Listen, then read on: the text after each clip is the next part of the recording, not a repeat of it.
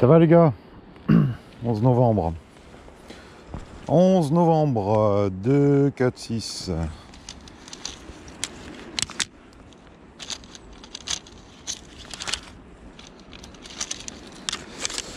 J'ai nettoyé mes portières blanches au savon et pour gratter et j'ai laissé au soleil. Tu rinces et tu laisses au soleil.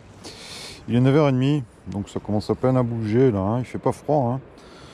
On doit être 16-17 là, hein, tranquille, hein. Donc ça bouge, ça commence à bouger. Ce qu'il faut faire en hiver, déjà, enfin en hiver, on n'est pas encore en hiver nous ici, hein. Ça rend du pollen blanc, je sais pas si tu vois, ça bouge bien, hein. Les réserves, toujours.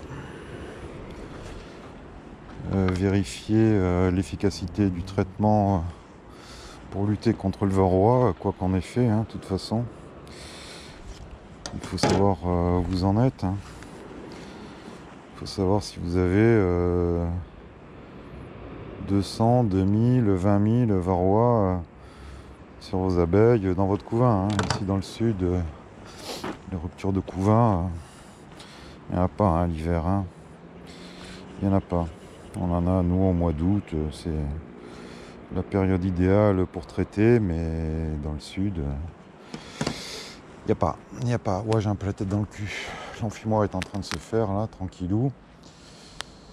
Ça bouge partout, ça rend du pollen partout. Bon, c'est plutôt bon signe. Je laisse les portières vertes en hiver parce que ça évite les entrées d'air quand il y a du vent. C'est mieux finalement, hein. C'est contre le frelon bien sûr à la base, mais c'est beaucoup pour le vent, moi, l'hiver. Le vent, les souris, les pollen jaunes.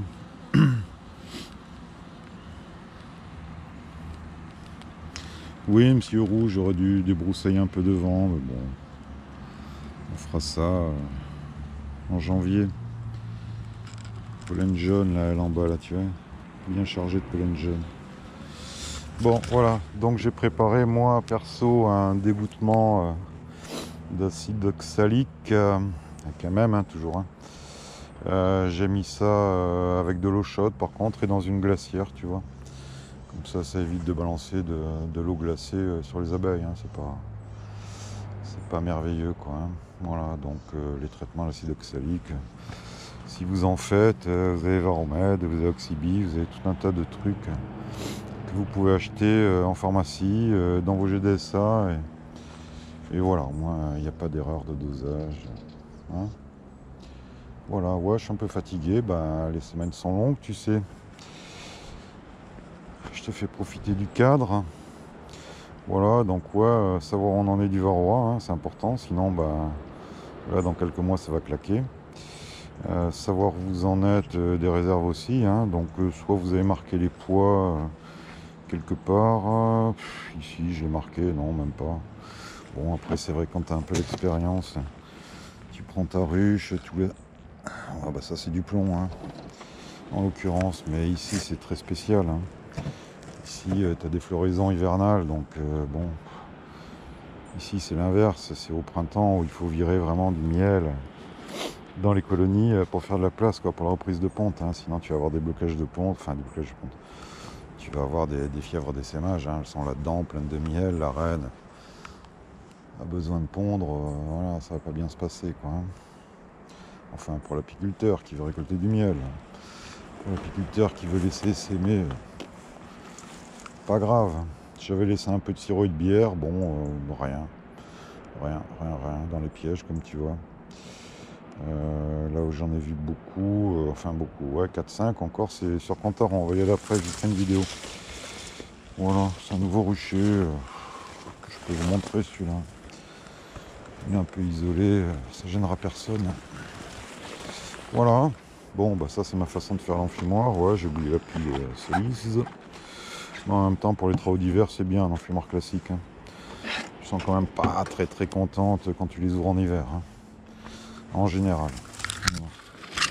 Salut Cyril, t'as de bois? À propos de Cyril, la sauce, samedi 20. Si vous êtes dans le coin de la Verdière, on nettoie le premier terrain du rucher école de la Verdière. Donc c'est officiel, hein. Il y aura bien un rucher école dans les Hauts-Var, à la Verdière. Ceux qui veulent s'inscrire, c'est toujours pareil. Et l'Oiseau. À l'année, le rucher école, 50 balles. Je trouve que c'est pas cher. Hein, Fifi? Fifi, c'est combien? 120, 130, je sais plus. À l'année, bon, c'est un choix. Hein. C'est un choix de faire les adhésions pas chères. Même si ça va nous obliger à faire des journées découvertes, à avoir des partenariats, des trucs comme ça. Pour avoir assez d'argent pour s'équiper. Mais bon, c'est un choix. Avec sélection par l'argent, ça va quoi. Ah, tu peux me dire fais le gratuit s'il n'y a pas. Bah non, parce qu'il faut un peu un minimum d'argent quoi pour acheter les traitements, le nourrissement s'il y a besoin, les caisses, le matériel, etc. etc. Hein. Donc 50 € l'année. Le rucher de Pégomas, je suis passé avec mon petit gros quand hier, avant-hier, je sais plus. On a posé les parpaings. Pareil, il ouvre la reprise. Donc ça va être Fifi, Yann, Mathieu qui vont nous accueillir dans ce bel endroit. Vumer aussi. Ce sera un peu plus loin de la mer que là, mais bon, quand même, Vumer. Et bah, il y aura aussi 5 places pour un rucher partagé. Hein. Donc il y a une convention qu'on a préparée. Ça sera 25 € la ruche à l'année. Pareil, hein. Grosso merdo, pour 100 balles, tu as le rucher école et tu as un emplacement pour poser 2 ruches. Voilà, parce qu'il y a quand même beaucoup de gens qui ont du mal en débutant à trouver des emplacements. Par la suite, en discutant, tu te rendras compte finalement que voilà, si t'es pas trop méchant et poli et tout ça, que ça se passe bien, on te file des emplacements quoi. Merci d'ailleurs au monsieur qui nous a filé l'emplacement, le terrain, la Verdière. Hein. Super sympa à lui. Alors si on fait du miel, hein, bien sûr, il en aura. Hein. C'est sûr. Et même si on n'en fait pas, il en aura. Tiens, voilà, c'est décidé. Thierry, fais du miel. Donc voilà. Donc, cette petite association qui a moins d'1 an a déjà un rucher école à Péomar qui tourne bien. Grâce à Annie France et à Thierry. Et aux autres aussi, mais bon, en particulier. Et puis voilà. Voilà. C'est notre objectif numéro 1, si tu veux. Faire un peu des ruchers écoles, des ruchers partagés, et puis le reste, la com, le truc. Voilà. Mais bon, s'il y a des volontaires pour faire des fiches pratiques, des articles, des trucs, on prend bien volontiers. Je t'avoue que j'ai pas trop le temps, c'est un truc que j'aimerais bien faire. Mais bon, voilà, j'en ai pas le temps. Je peux pas tout faire. Il faut bien que je dorme. Un petit peu, un minimum. Voilà mes petits lapins. Donc oui, comme je vous ai dit, samedi 20, ceux qui sont dans le coin du Haut-Var, là, 83 560, vous êtes les bienvenus. On se tape une journée nettoyage, débroussaillage, entretien, truc. Bon, c'est pas violent, hein. Mais plus on est, mieux c'est. Et puis c'est l'occasion de se faire une petite rencontre, un petit pique-nique. Il fait pas encore trop froid là-bas, ça devrait être jouable, c'est au soleil. Et s'il pleut pas, ça sera bien. Pégomas, on l'a débroussaillé sous la pluie. Hein. Merci à tous les volontaires qui sont venus. Hein. J'oublie les noms, désolé. Mais Elisabeth, Patricia, Mathieu, qui est toujours là. Bravo Mathieu, c'est bien. Enfin, j'en oublie. Hein, donc voilà. Mais bravo et merci encore. Voilà, mes petits canards. Bon, ben... surveiller hein, les réserves, l'infestation varroa, c'est pas la peine d'élever des abeilles toute une saison pour les laisser crever en hiver, c'est un peu con, non hein. C'est quand même du vivant, hein, c'est pas... Il y en aura toujours qui vont me dire je rachèterai un essaim l'an prochain, ça me gonfle ça.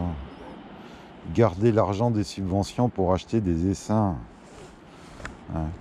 Bon bref, allez, bisous, désolé pour le geste un peu.